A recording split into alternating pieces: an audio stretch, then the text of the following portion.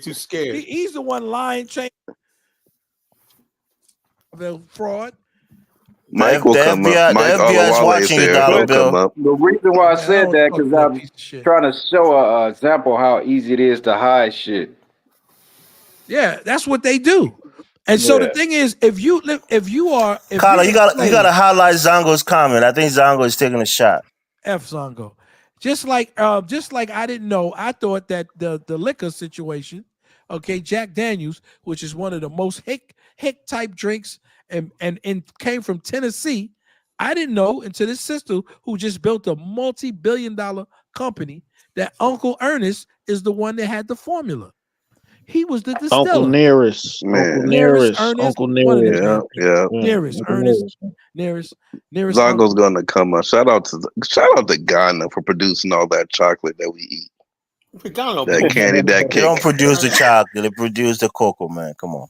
You can't eat raw cocoa. It's not chocolate. And a lot of people don't know. A lot of people don't know I just wanted to see what anybody gonna be able to name a guy named invention with the resources they have. I ain't found none yet. And y'all know the cocoa is not indigenous to Africa, right? That's an American seed. Yeah, it's a South American thing. Really. South American seed.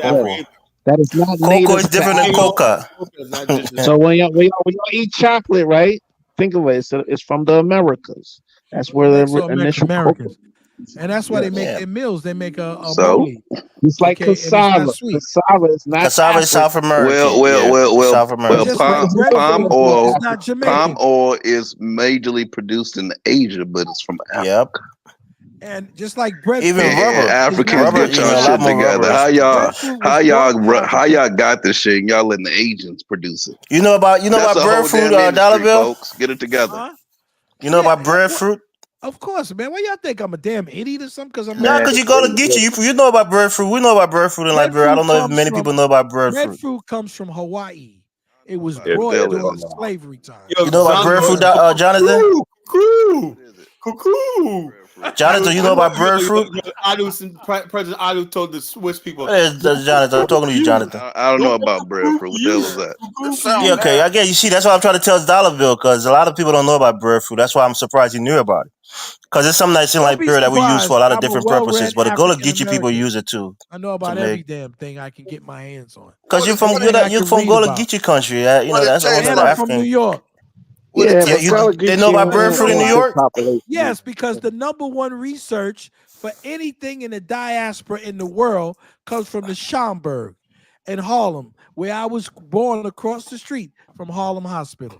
That's why. Oh, God, another Harlem tale. Harlem Nights. Harlem Nights. That's right, baby. Talking, we ain't got no culture. We didn't get that from no crackers. That's some bullshit. Who said that? Who said you ain't got no culture? Y'all know that everyone in Harlem got their culture from black people in the Bay Area, you know? I don't know about all that bullshit, but okay. I'm just saying. Y'all even get hip hop. Y'all got hip hop from us. Shout out to the Bay. Ain't nothing happened out there. I never knew nothing about that. Hey, you never heard of Mac Dre? Chicago do that thing down. Man, we know Mike Dre from the Bay, man. Come on, I don't know what he really adds. I always want to move to San Francisco, not because of Negroes, though. Not because of Oakland and Negroes. I don't care about that. We don't got no culture. Y'all act like we eat that. All of our culture is eating McDonald's. Although the McDonald's was the two McDonald's. Oh God, please don't. Oh, don't That's do right. it. Don't do it. Don't do it. Don't do it, Dollar Bill. No, Dollar Bill. Is Dollar Bill saying black people eat McDonald's? Please don't, Dollar Bill. What? Are you saying black people invented McDonald's, Dollar Bill? I'm saying it. You want to laugh at me? Damn, Dollar Bill. They gotta stop somewhere, dog. Hey, don't stop. Why everybody bringing up the city, right? Y'all know we invented pasta too, nigga. Black people. Okay, my fact, we created y'all Italy. Be quiet for a minute. I'll tell you. Yeah. Okay. Please don't show a video. Just tell us. I'm not gonna show a big video. There were two brothers. You better not say Mr. McDowell from Coming to America and invented McDonald's. Just like the Coming to America patty, there were two brothers from the Midwest. And what happened was this guy, his name was Ray Kroc or something like that. He was an ice cream salesman. And he went and he saw, you know how they have the soft serve ice cream? He was an ice cream salesman. and he approached those two brothers and brought them out and built the McDonald Corporation. I seen that movie, The Founder, but they were saying those dudes was white dudes, man. The two McDonald brothers were black men out in the Midwest. Okay, this is why crackers try to erase our history. So that's why when people come here, they say, "Damn, what did these black people do?" I believe tell me, I knew off the back that we were instrumental in putting them damn blue jeans together, just because of the fact of the indigo. Them crackers didn't know nothing about indigo. Those were Africans. But blue jeans are cotton, man. Cotton is the main thing about blue jeans. And cotton. Who invented the cotton gin? Eli Whitney. Yeah, but that's did black people invent cotton too, $1 bill? I said the cotton gin, man. See, I'm fucking with you, man. Relax. Yeah, we invented cotton. I'm fucking with you too, $1 bill. Relax. Collar, take the YouTube off the screen, Collar. Because all the things I'm saying, that's why Collar went downstairs. Planet Earth. A black man founded Chicago. Okay, Oklahoma too. Yeah, I was trying to show. I got something on the thing that I googled. That's why I was trying to show my screen. That founded Chicago. Black man. Yeah, I don't know. Listen. I have no problem with. I said a black man. If you want to say he's Haitian or whatever you want to say, I don't have a problem with that. You understand? I don't either. But you know how people like to do this delineating shit now. So you said the two McDonald's brothers were black. I googled it, said they're not black. Yeah, they're gonna say they're not black. They're some brothers. Maurice and Richard Donald. I ain't never read that nowhere. I ain't got. Well, what happened is they copied the ice cream. They bought the ice cream. It's called the Ronnie McDonald got 20 other thousand things we invented. We don't need. First of all, Midwest, they probably was some Negroes that were mixing and were passing for white, like Charles White. Yeah. All right, let's not go reaching. I used to work for but $1 bill, I do know a black guy founded the state of Washington. That was a cold ass fucking movie. That dude stole McDonald's. Bush Washington from Philadelphia was a black guy invented, founded the state of Washington. I do know that. And he stole the dude's wife. At the end of all that. I know y'all already talked about the numbers, right? The lottery. So these two dudes right here is black. The numbers. I see the white people up there. There's a lot of black people who look like that. Yeah, Charles White looked like him. Ray Kroc. The numbers was from Harlem, right? The numbers came black out. People have created a lot of shit. Numbers came out of Chicago. Oh, the numbers came out of Chicago. Okay. Now let's start creating some shit today. Chicago, that's not true. Stop trying to hold on to shit for hundreds of years ago. We still are creating shit. First of all, the biggest. Well, let's talk about that shit that we created now. Scarface, who was y'all know the reason why we on like streaming right now is because of was it Marion Croak? No, but the reason black people invented the numbers. He took that. Talk about that, brother. I want to know about that. You just sat in Zoom today. Google Marion Crocker. Marion Croc.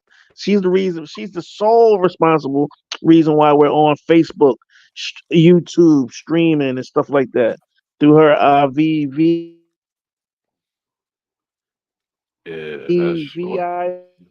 You breaking up.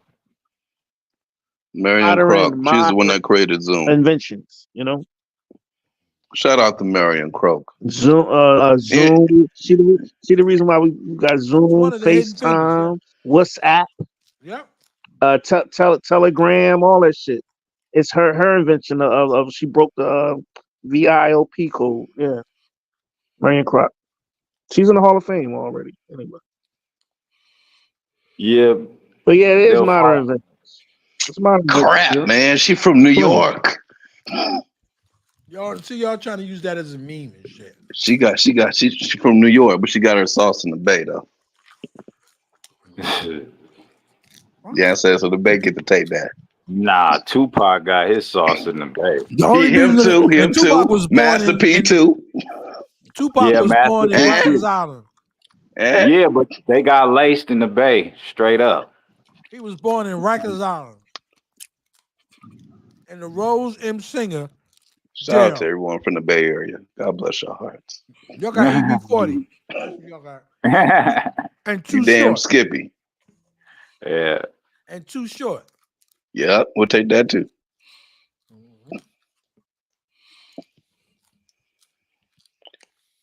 What about Google, bro? The black man invent Google or Apple? Who? Oh, Google.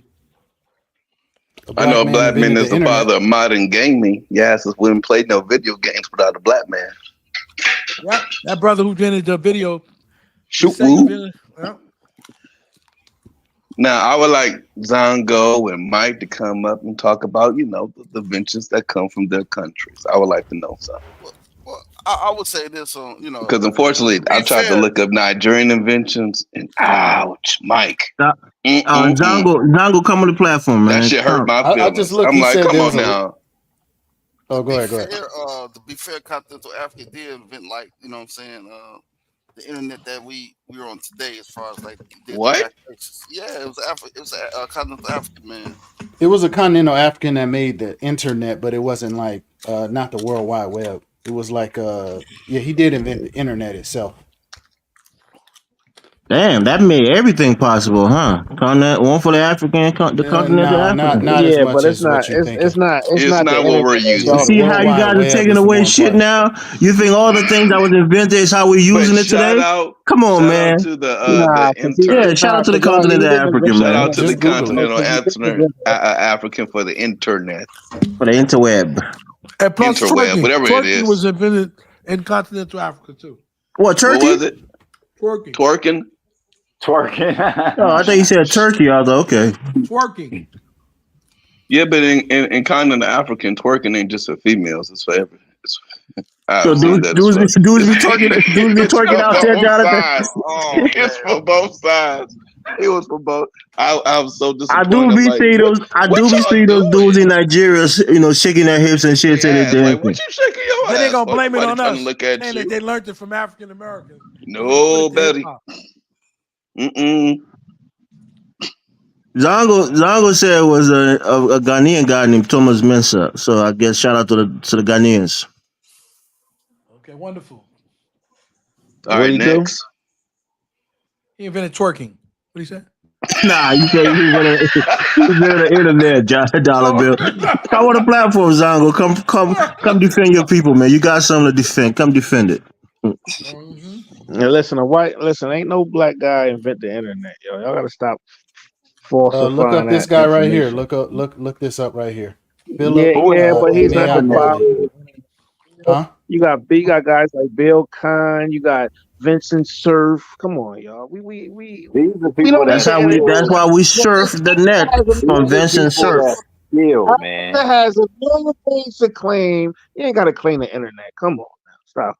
Hey, who said they invented it? I think that was Mufasa, right? Well, if you're gonna just say that the guy from Ghana helped co-found the internet. Okay, no, he was the interco And world. we also invented hockey. I'm just quoting what it says. And that's fine. He's often called whatever the father case of the is, internet. an African can claim the internet, not the one that we use up in the world. We took the But he can banjo claim from the internet. Africa.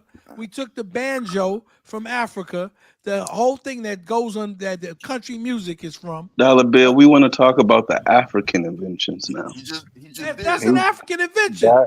That's he said from Africa, the banjo, right? The whale. The best thing to come out of Africa is the whale. The whale is the best thing to come out of Africa. And I don't even know if they was black Africans. I don't even know if they was black Africans that invented the whale. They were black Africans. You think it was some white Africans over there? You said it was Elon Musk? Oh, so y'all being ignorant now. Africa ain't just black people in Africa.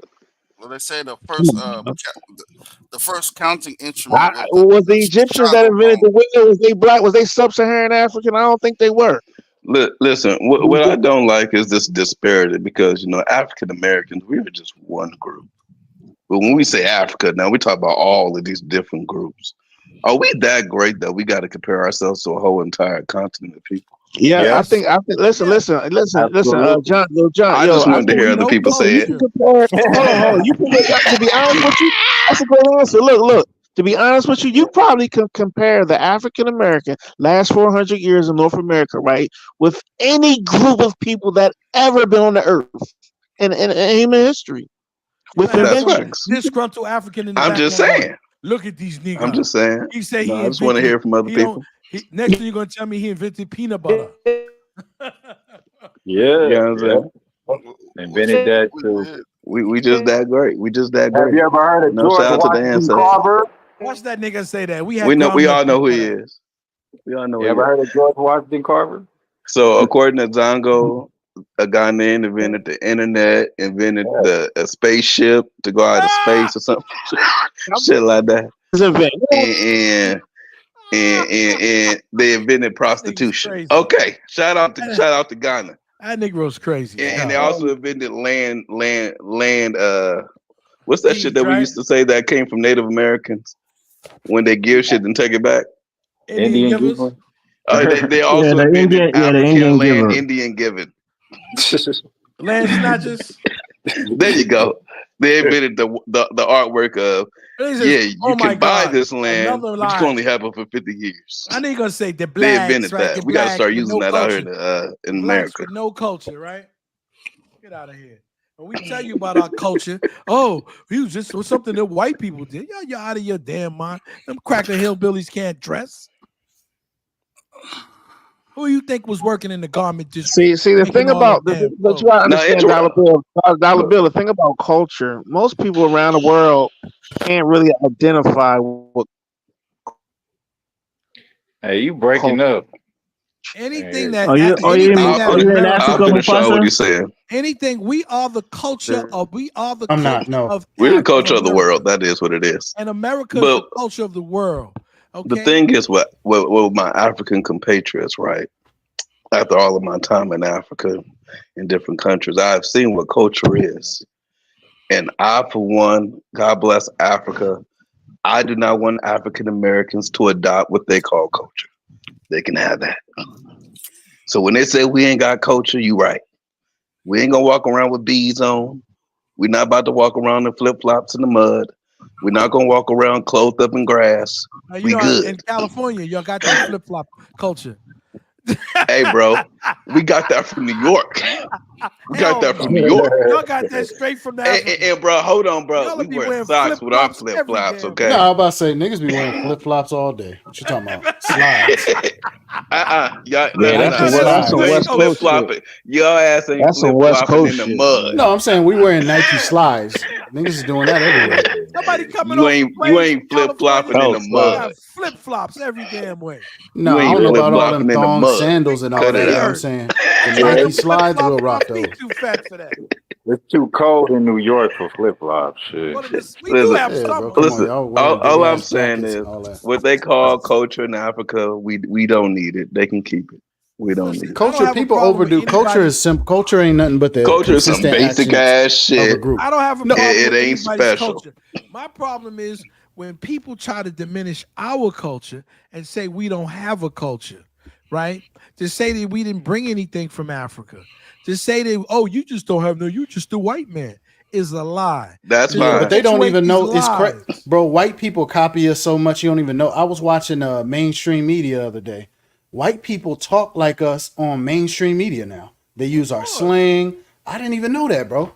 So now little kids been doing that. They didn't do that when we was kids, Jonathan. They're doing it now. Like for instance. Whoa, hold on, y'all. That's like it began since the yes, they 1800s. did. No, bro, you're not going on there. That Walter Cronkite wasn't talking like a nigga. They was talking like white boys. Bill O'Reilly was talking like Bill O'Reilly. They wasn't talking like using black slang. Now they use bling as diamonds. Cool is the African slang. I mean, African American slang. Cool is the African American slang. Bling instead of diamonds. Yeah, it's regional. Get in the bag. Get in the bag. Now they talk about he's getting the bag. Yeah, they all say that. Yep, you're right. The reason why Black America is considered to not have a culture because our shit is global. How could you? Everyone copies we it. don't have a culture. Yeah, because everything we do gets appropriated. It's the world. We have the world. And I'm fine with that. Now let's make money off this appropriation. Hyper visibility. African American culture has hyper visibility. Like the Harlem people but Jonathan, them acting like we didn't do it is why we don't get no money off it. We let everybody just take claim of everything we do. You know why? Because we allow people to shame us. But how do you get money off No, the that ain't language? that dollar bill. This is what Hold we on, got to hold on. do. How does somebody get money? Hold on, I'm curious. How does Copyright, somebody get money patents, off the language? Yeah, copyright. How do you do that? copyrights How and do you do patents. that? Copyrights and What patents. language in the world people make money off of? I'm just curious. What do you mean? Look at all these No, because y'all songs. saying language. How do you get money Hip off hop, of someone's language? Yeah, jazz, hip hop, poetry, No, R&B. that's an art. That's I not a said rhymes in a language. language. movie. I said That's an artwork. language. I said Yeah, but we're not language. talking about The English, bro. We're advertisement, talking about slang. the No. These are Yeah. How do you make proprietary money? creations. Listen. I'm Or gonna not tell you How do you proprietary, make but money off the slang? advertisement that they use, okay, just during the Super Bowl alone, using these memes and mimics of African American culture, okay, to bring it into what they call popular culture, is the root word for white culture, okay, is how they make money off of us all the time. See, this is what I'm saying.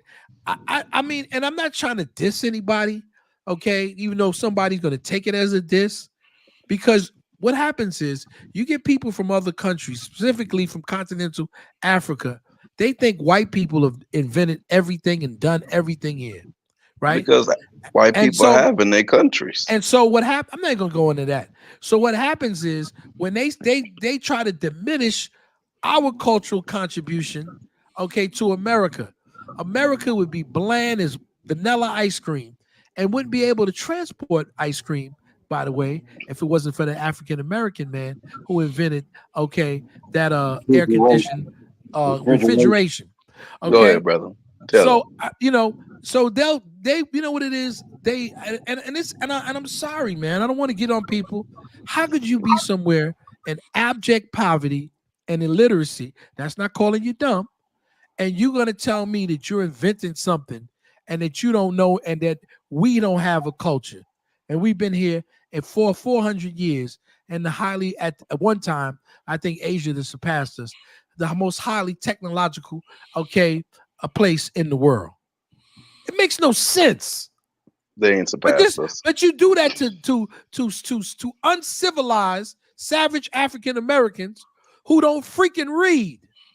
So they don't know. So when they allow you to tell them that BS, they be like, "Yeah, you have no but culture." they're not saying that. They're not saying that to nobody in real life, y'all. Y'all gotta stop that too. Yeah, they're they not say it on the internet. But dollar This is bill, what they dollar believe. bill. It's As easy a to say. dollar What bill, does that mean that they're not saying it in real dollar- life? If that's what dollar they're saying bill. on the internet, You nigga, have this real life. the thing is, y'all have to be the bigger person. Come They're outside not too. I'm taught tired of being bigger. African American history in Africa.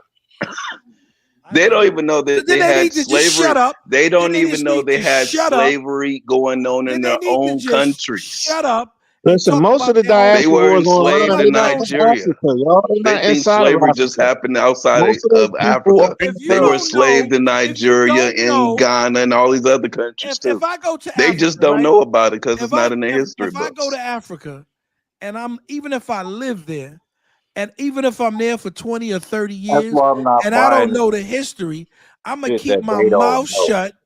I'm gonna keep my mouth shut and try to learn something. That's what I'm gonna do. I'm not gonna go in and tell people about the Ashanti. All I know is what I read about the Ashanti, right? They're going to be able to educate me. I'm not going to tell people about the cruise, okay? I don't know anything about except what Jonathan has told me. I don't know anything about the crew. I'd have to go there, see the people, see their culture, read about their history, and find out who and what they are. I can't superficially make a judgment about them, but this is what they do. And then we get a lot of people get angry when we clap back at them. Why are they making whole shows about us and white culture? They don't even know white culture. You don't even know white people. They For the only little white know guys in white the people jar. because white people gave them everything that they have. Yeah, no, And they dollar, just but let know me be people like who you. Let me come. be like you for a moment, because Aunt Nam is in the comment section. She said, "The face of America, of poverty in America is FBA. No Wahala. The face of poverty in the world is Africa." But you know what?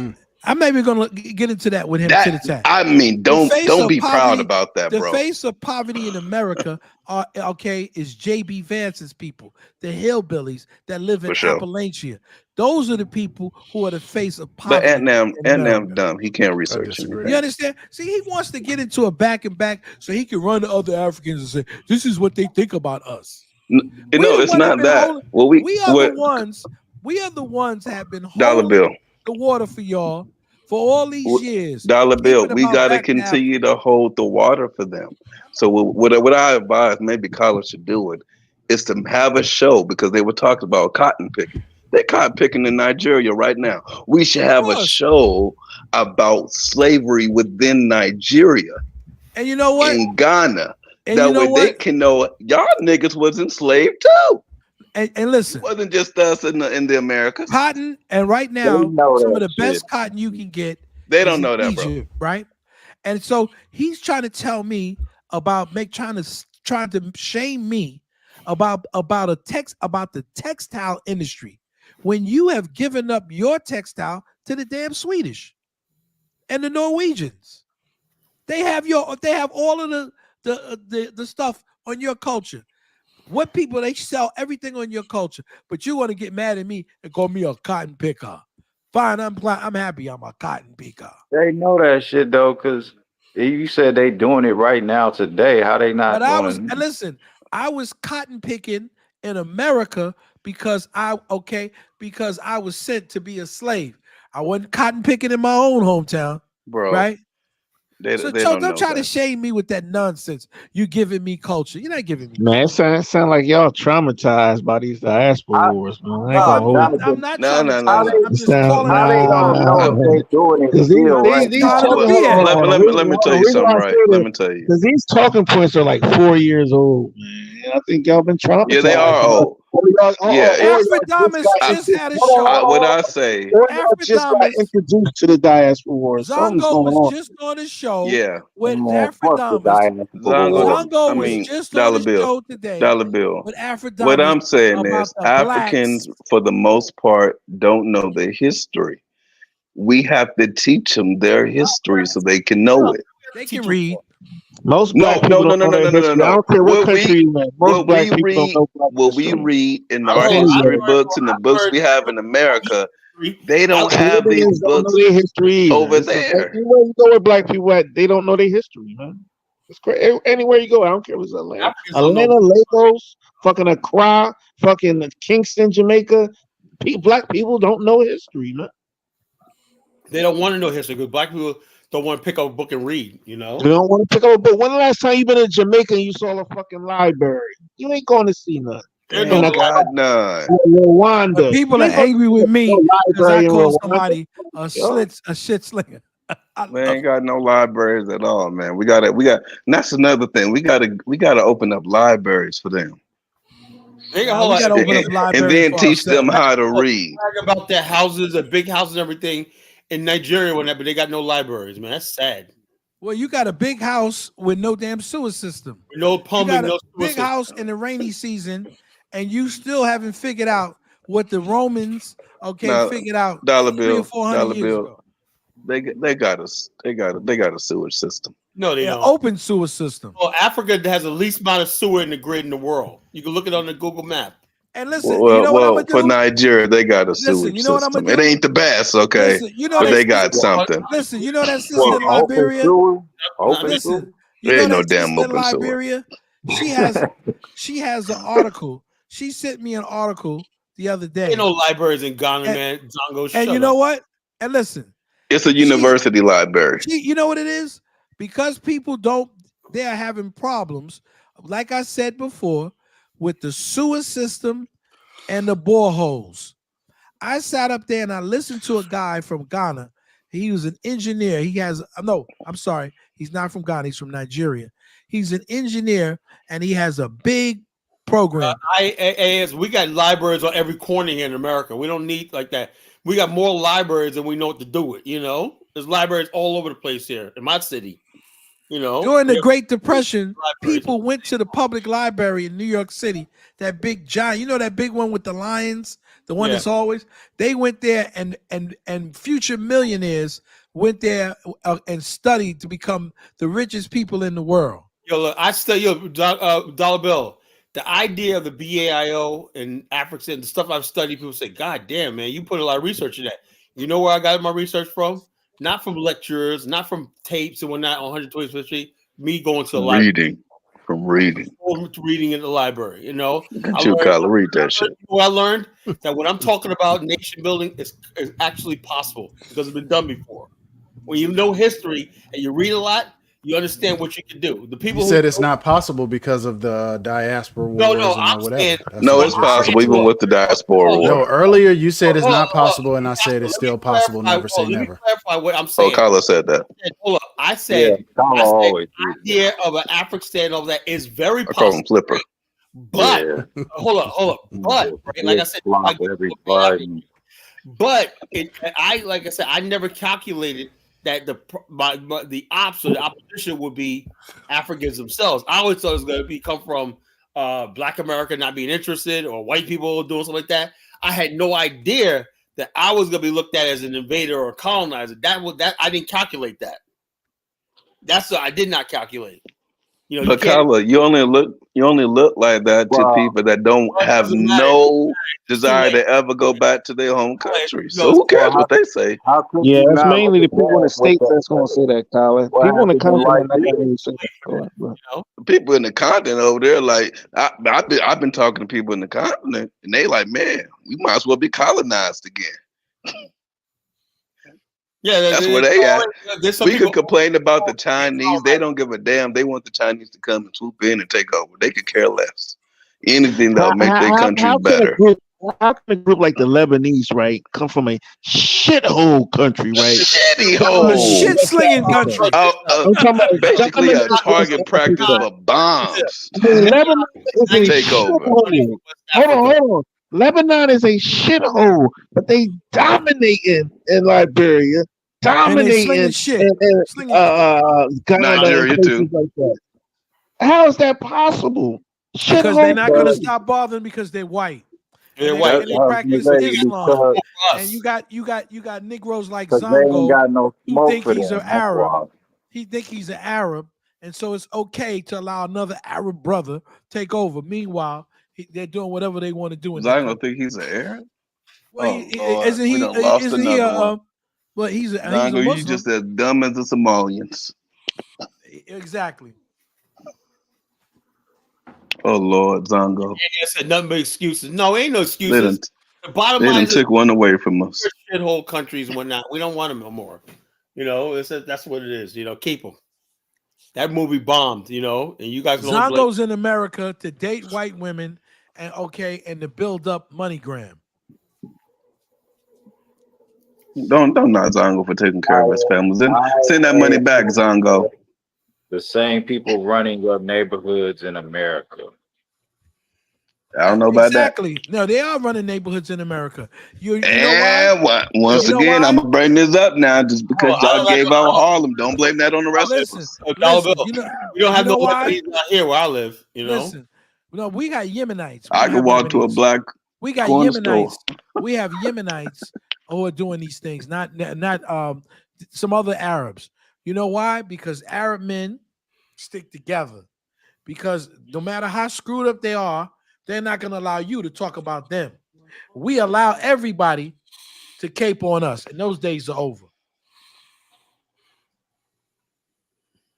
There's 100,000 Lebanese in Ghana as we speak. 100,000. 100,000?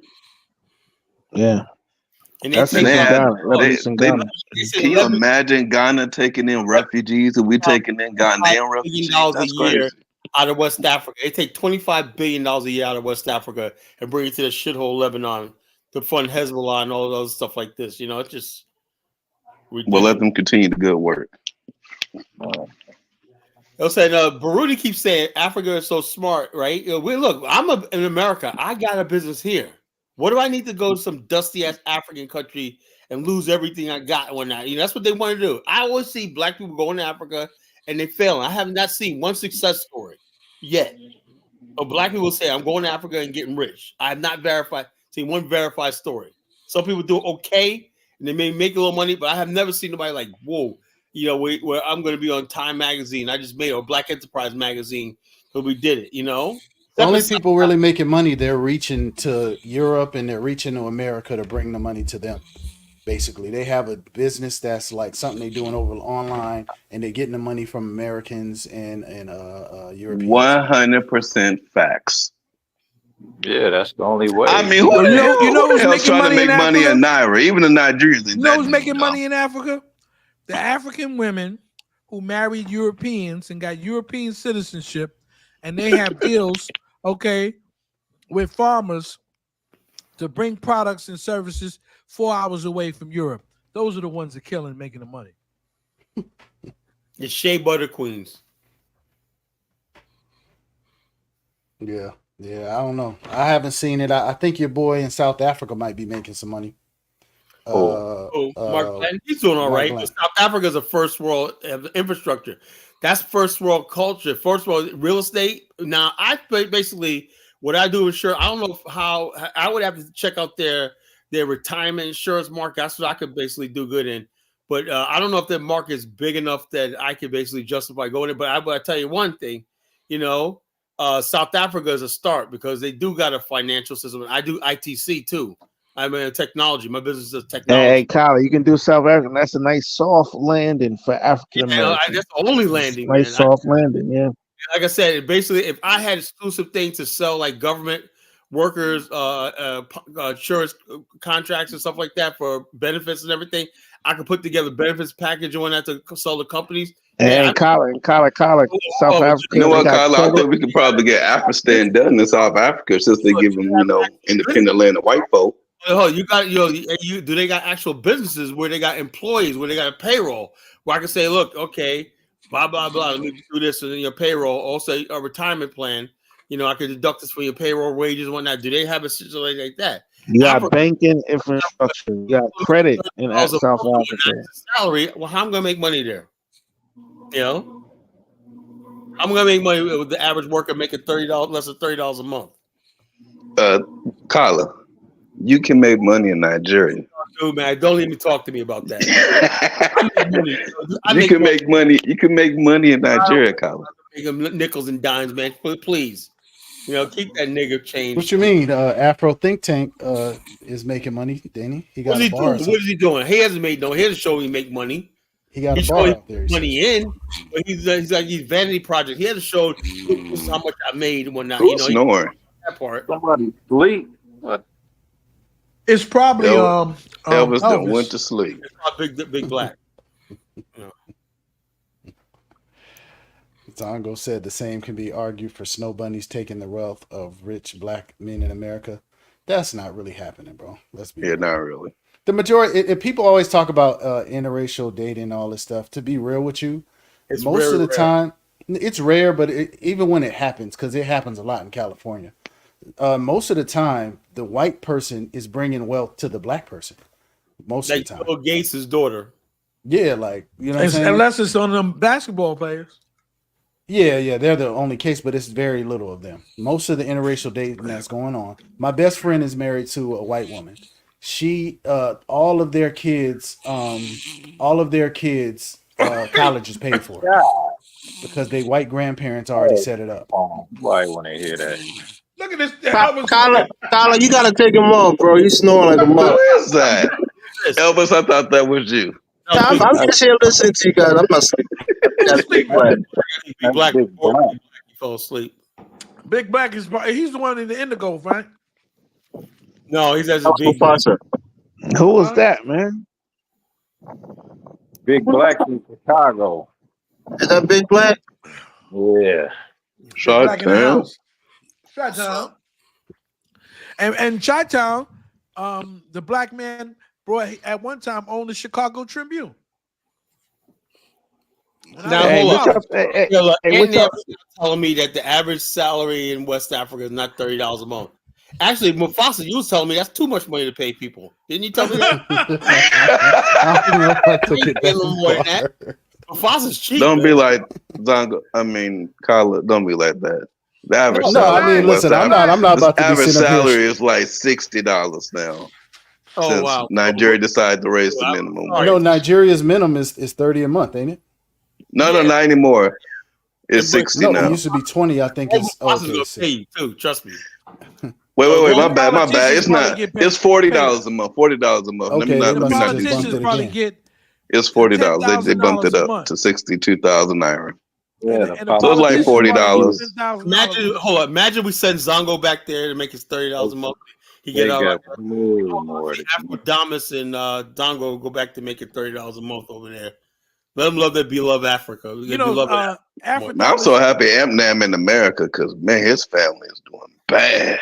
Hey, Afrodamus, Grapes out here cost got that $5,000 an iMovie. hour. Can you He imagine? got that iMovie, and he's the Sangay warrior. This bullshit. He's the Sangay warrior. Remember that bullshit? He's Sonike warrior, whatnot. Yeah, he's a He's Sonike warrior. Whoa. What are you doing in America? Hunting white women? He goes, you're coming up against Sonike warriors. Does he know who the Harlem Hellfires were? We were actually we've been battle tested and put to the test.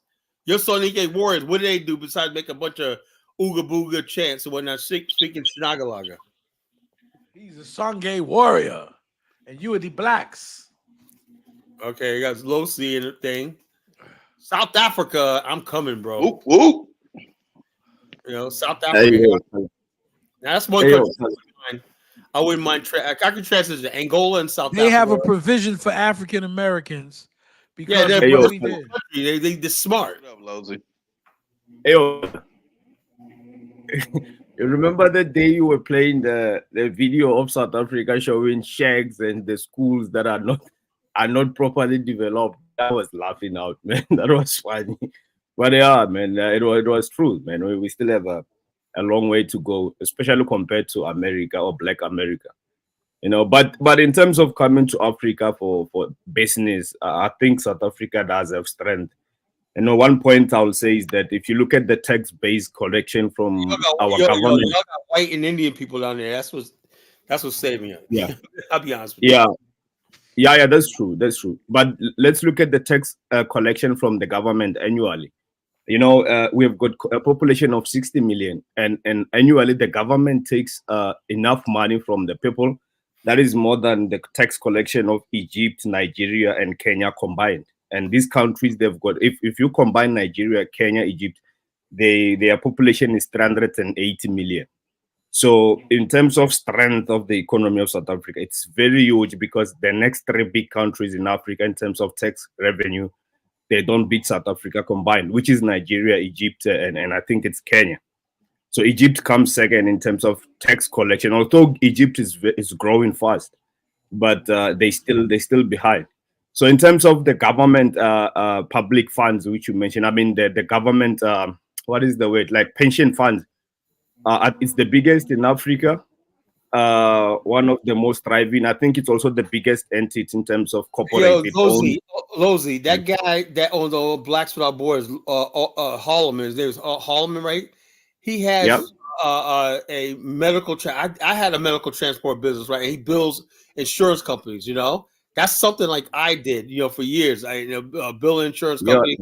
I could even put together insurance plans where it's ambulatory stuff is put together, is there, and everything's paid for, and everything like that. How good is the insurance industry in South Africa? Do they pay everybody? Does everybody got an insurance plan? Because I could work with that. No, I wouldn't say everyone, Kala. It's like we're not like America, bro. We're still developing. But it's yeah, like 10%. You can check. I don't know in terms of percentage, but you can check. One of our biggest he acts like he's making a lot of money. So somebody basically is doing something. He says ambulance, when he basically has an ambulance business, he flies people to the surgery center and whatnot. So insurance companies pay that claims out when you have a business. When I used to bill insurance companies for my business, you know, and so yes, the bottom line, as long as they're willing to pay, as long as the policy is willing to pay, it's written in the underwriting in the policy, you know, you get paid. But that's what I'm looking at, you know. Yeah, but Kala, South African insurance companies are all over the continent as well. It just shows the strength of them. You find them even in Kenya, Nigeria, West Africa, Ghana, Senegal. The South African insurance. What about auto insurance? Are auto insurance require, like in America, you have to have auto insurance to take a car off the lot. So that's like millions of policies sold every day. Depending on the state. I think we have one called auto insurance. Is it not American? I'm not sure if it's South African. One of the biggest, I think it's called auto insurance. How are the laws? Are the laws require you to have insurance before you can drive? It's. I don't think it's a requirement. There's people who've got Oh man, cars without we gotta do insurance. something about that, man. We gotta do something No, about that. yeah. I don't think it's in requirement, or maybe depend on what kind of a car you have. I think there's still I people think who have good everybody cars. in Africa, if they do that one thing, require everyone to have auto insurance on the continent, or you don't drive when they'll find a way to pay for it, And then I can come there and sell. You can't Kala, enforce that in Africa. Kala, do you see the comment section, like who owns the companies? There's always this jealousy when South Africa it's in discussion. They always come and say, so let me just tell you something, Kala. Of course, there's companies. Every country has got companies owned by international corporate, other races, of course. But South Africa companies, most companies in South Africa, actually, the largest ownership, it's by the government. It's called PIC, Public Investment Corporate. That's where our pension funds is. That entity owns the most companies, not just only in South Africa, but across Africa. It's the richest entity in Africa. It's owned by government. It's managed by government. But it's not like they own all companies. That's different. But they own the largest shareholders of Johannesburg Stock Exchange, and which is the biggest stock exchange on the continent. So I don't know why people have to always bring that just to shoot us down. I think when you do good, sometimes the people who look like you are the first to be jealous. Lozy, can I ask you a question? I never hear this on TikTok, right? It's every day. It seems like I said, I just came to the conclusion, right? And I'm not mad at Africans or black immigrants no more. You know why? Because they're coming from a desperate situation. They really think they're going to make a pitch, like you do in South Africa, that if they basically present themselves as more hardworking, more loyal, more love, somehow the white establishment's going to say, you know something? We want y'all dusty Nigerians to come over here and replace it. They really think that. They think they're going to go one up. See that. Think of Zongo, These people really think they're going to get chosen. Well, you know what? I was going to ask Lozy, how can I participate? Because I tried to do it in Zambia, and it was a difficult thing for me to try to get on a stock exchange in Africa. How can an American participate in the stock exchange? These are the conversation we should be having. Okay, yeah, I can tell you. Let me tell you which stock exchange to look at in Africa. The strongest stock exchange is obviously Johannesburg Stock Exchange, which is like a global. It's number 17 global. The 10th largest in the world. Yeah, it's number 17 global. But there's a stock exchange that you need to look at for. It's just the population is small, but their economy has got a lot of strength because I think they've got the second richest black. Mauritius? It's Namibia. Namibia, of course, yeah. they've got the Germans as well. It's similar to South Africa, but all I'm saying is that the economy is very legit, and the stock exchange is actually the second biggest stock exchange in Africa. The stock exchange of Namibia. And, is that the kwacha? Did they use the kwacha? It's a beautiful country too, man. No, do they use the kwacha? I think they use Namibia dollar. I forgot. I think they use Namibia dollar. Okay, but they also use South African currency because their currency is pegged to our currency. Namibia currency is pegged.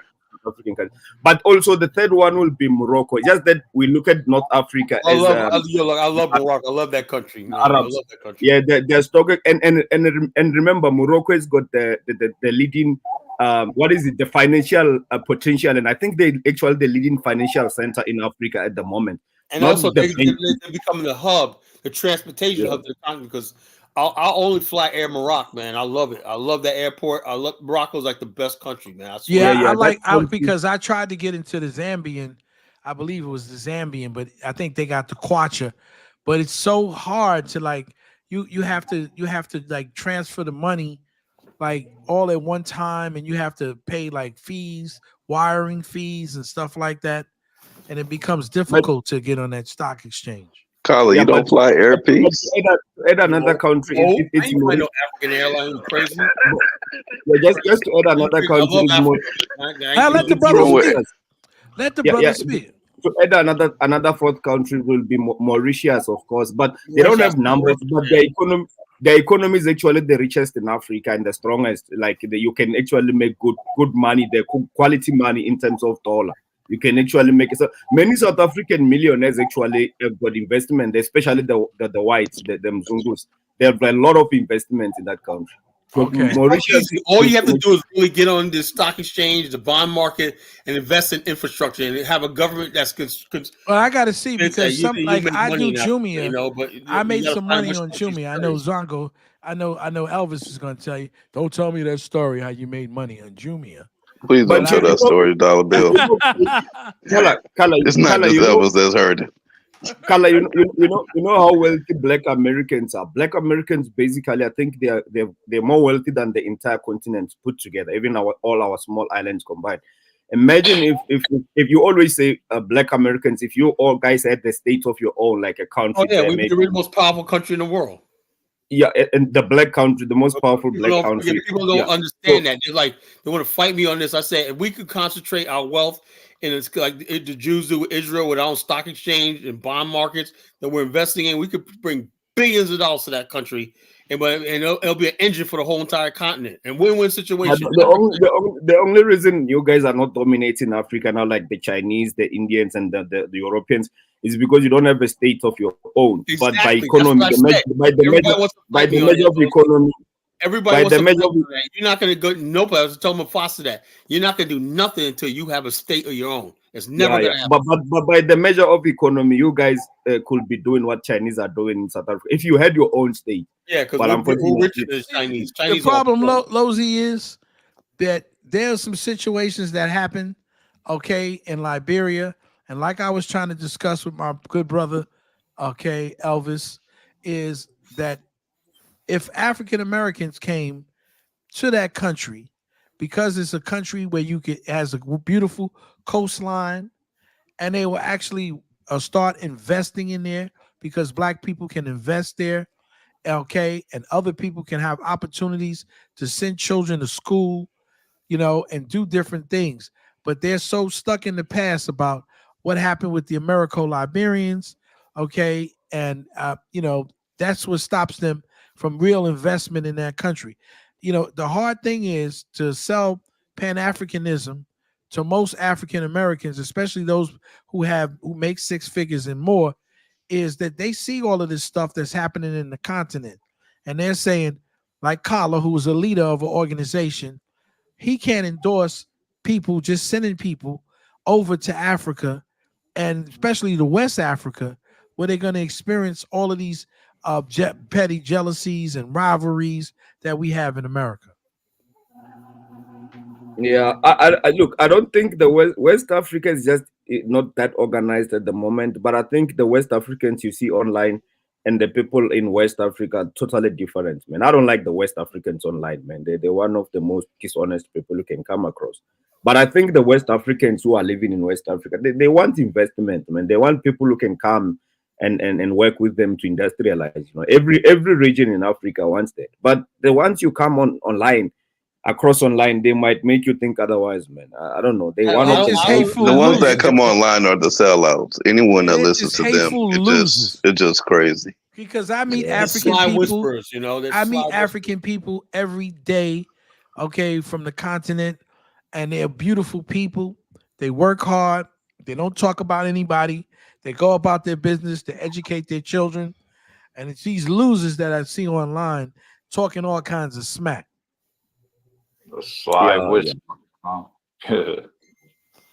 Yeah, but Kala, I agree with the stuff you say all the time, man. If you guys had your own country, that will be much better than operating under you guys have to operate under the government of USA, which is definitely a European state. It is what it is. It's similar to us. It's similar to us as South Africans. I do believe we are using a borrowed system.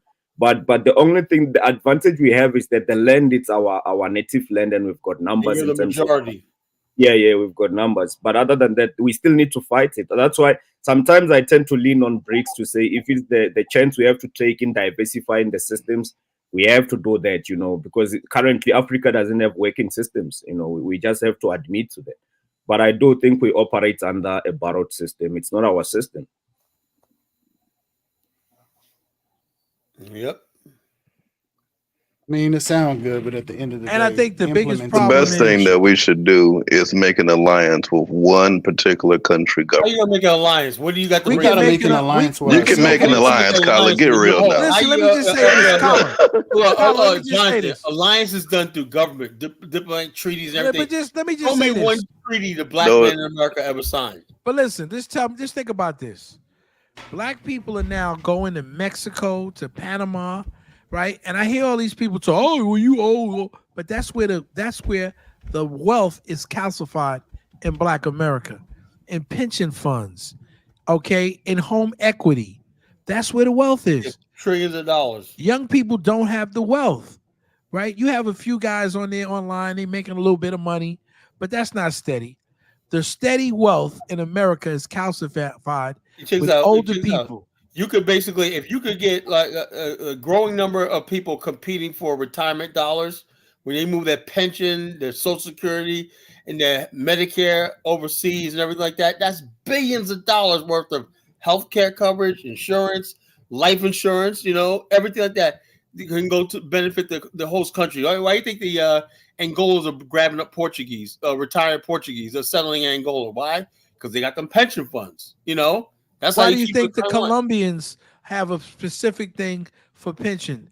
And all South America, they're making it easy. Police. They look at pensioners, all of those to Philippines. make the people to come from America, and a lot of them are African Americans, to bring that pension money, to bring all of that money that you had invested in your house, to Because you can spur go the a long way in economy. this country. The Philippines is notorious for that. The Filipino community in the California area, even in Virginia, is large. And they said there's a lot of pressure from them when they retire to go back to the Philippines because they got land over there and bring that pension money back there.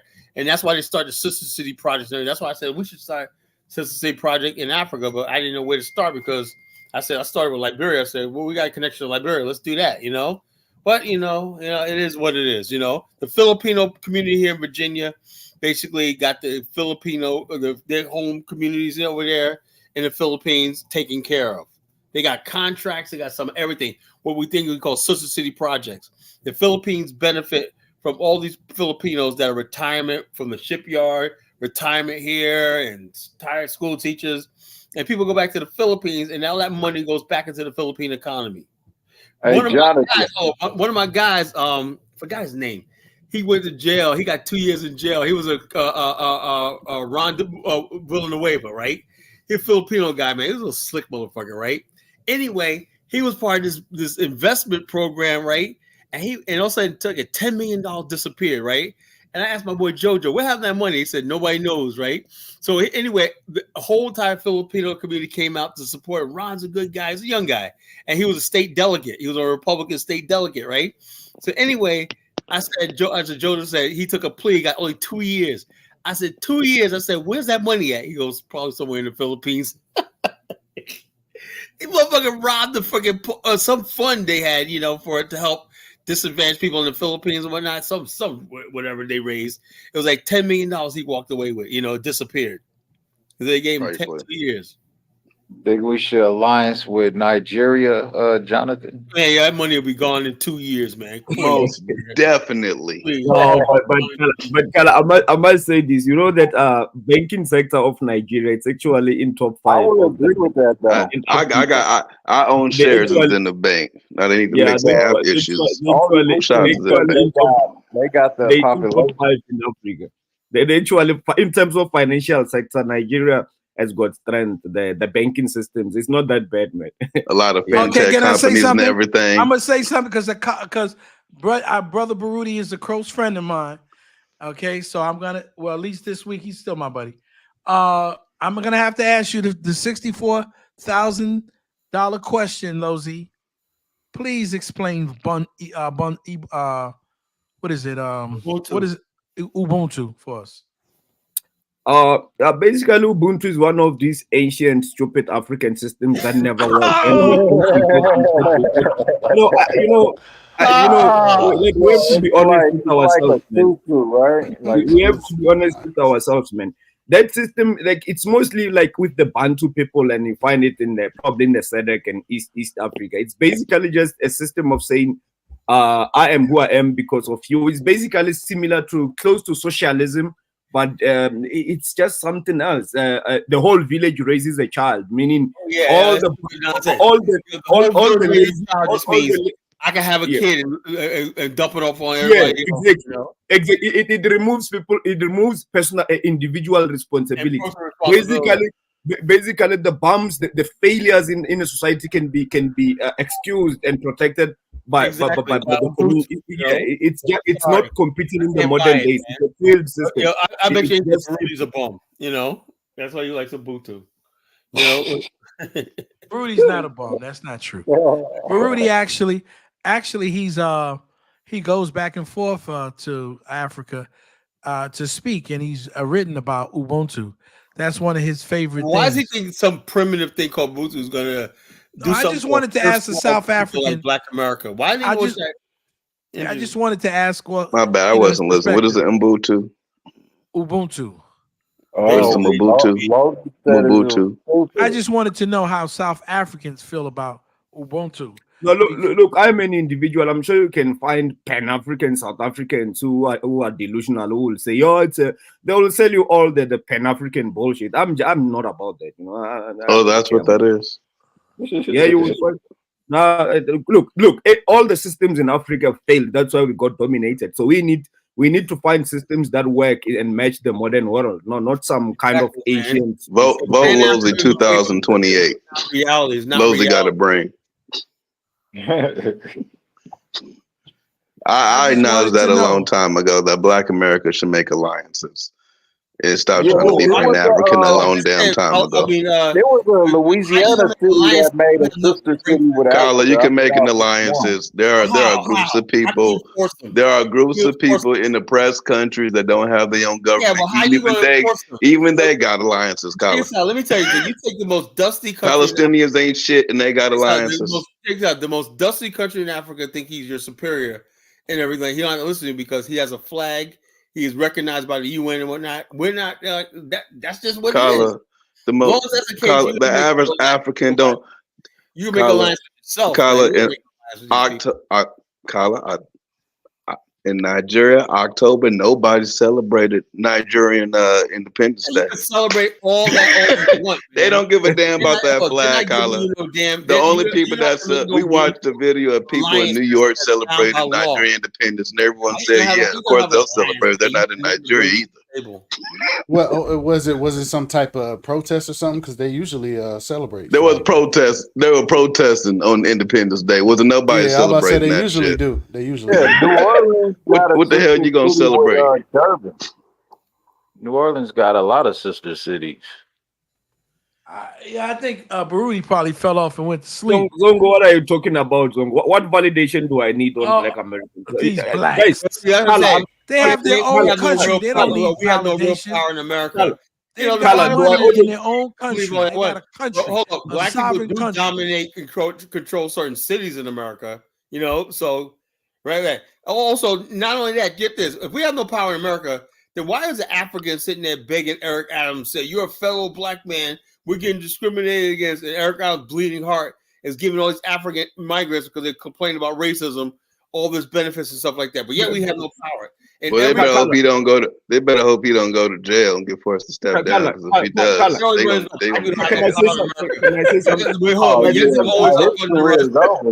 free Eric Adams, baby. Black Caucus and everybody else. Can I say something? The Black Africans are terrified that we're going to help Donald Trump get elected and whatnot. You know, we are. Power. We are going to help him get elected.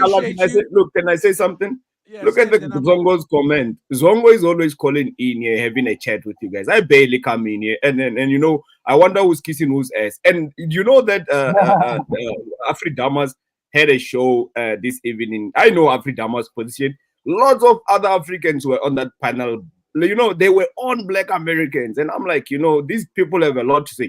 There was no South African on that panel. Usually, we mind our business. But the moment the South African gets involved, you know, these people have to just say a lot of things about us as well. I'm like, dude, did you listen to what these people were saying on Afri Damas' show today? You know, other Africans are obsessed with you guys. That's just the reality. Even Zongo, he's always calling on this channel because They just want to, they actually seeking your validation. All that is just projection on us. They the ones seeking your validation. The only thing that he thinks I must do is to disagree with you guys, as they always like to do. I don't have to disagree with the truth. I don't have to agree with Black Americans. Where you guys are saying some misinformation, I'm gonna push back. But there's no need to disagree with people when they don't misinform anyone. You know, I don't get that. You know, I don't get that. What's with that? Afrodamas got a hard on for Black America, man. Afrodumbass is Afrodumbass. Come on, guys. y'all. I gotta go. Have a great be one. easy on Afrodumbass now. He's from the Yeah, Gambia. I am. Peace, my brothers. All right, brothers. I'm gonna end the stream. Be safe, Dollar. Y'all want to stay on? Y'all go right ahead. Carry on. I'm in the live stream. I gotta go to bed. Elvis usually be like, "Don't end the stream, Kyler. Don't end the stream." I gotta go to bed. Yeah, because the thing will be talking. I can't leave this going all night. I called in to talk about the business side of our country, guys. I'm dropping off. These African dramas that Zongos and many like to get involved. I'm not about that, man. I don't care about those kind of things. Yeah, that crap is nonsense.